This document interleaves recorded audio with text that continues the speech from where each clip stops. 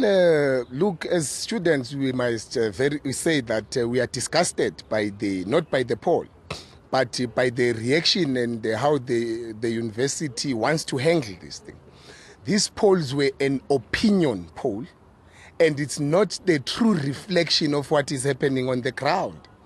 Now, when we went to court to interdict a referendum, because we knew that a referendum will have legal ramifications.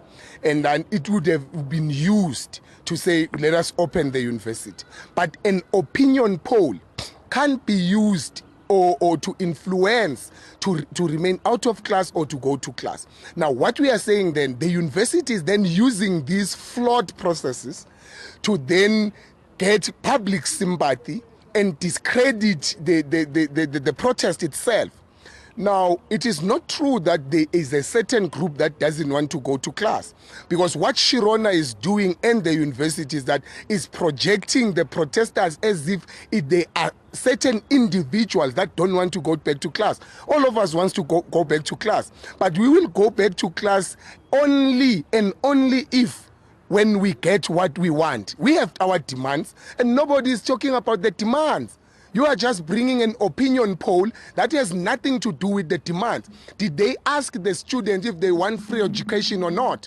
Because if you ask me, do I want to go back to class? I want to go back to class, but I want to go back to class once I get free education. So it's ridiculous. But tell me one thing. Now the results are out. The university has said that they want the classes to resume from Monday. Should this majority number of students, that's 77% that voted of going back to class, they come here, they attend, they go to their classes, will there be an intimidation or threat from the students that are protesting here? First of all, I would like to reject the fact that 77% voted, because we raised the matter with the university that the system is flawed. Students could vote more than 5 times using an SMS. There was nothing stopping or regulating the number of times that an individual could vote. Maybe certain individuals voted 1,000 times, those who could afford.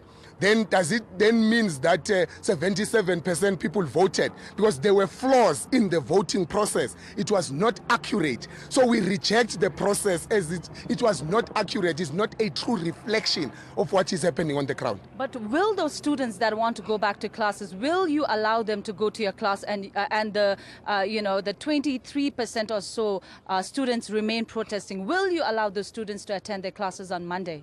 This is a revolution.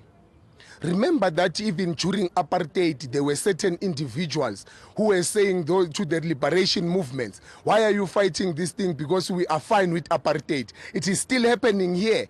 Even now we are saying we are going to continue holding the ground up until we get free education. Those who are saying they want to go back to class are the children of the ministers, are the children of the tenderpreneurs, are the children of the white privileged. We are saying we are all going to suffer. We all want education, because if we go back to class, it's still not all of us who are going to go back to class, because only those who can afford will go back to class. The poor won't be able to go back to class. We are now saying both poor and rich will not go back to class. If universities open, they will open when all of us could afford to go to class. And those who have already been financially excluded must come back, because the doors of learning have been opened. I can't go back to class when my colleagues have been financially excluded. Only the rich and the elite going back to class, and you say you want to open. What about those who are sleeping in toilets? What about those who can't afford to even hear SMS and vote otherwise? I mean, this is ridiculous, and we reject it. And Vice Chancellor Adam Habib must not provoke the students. He is really agitating us, and we will react. Thank you so much. Appreciate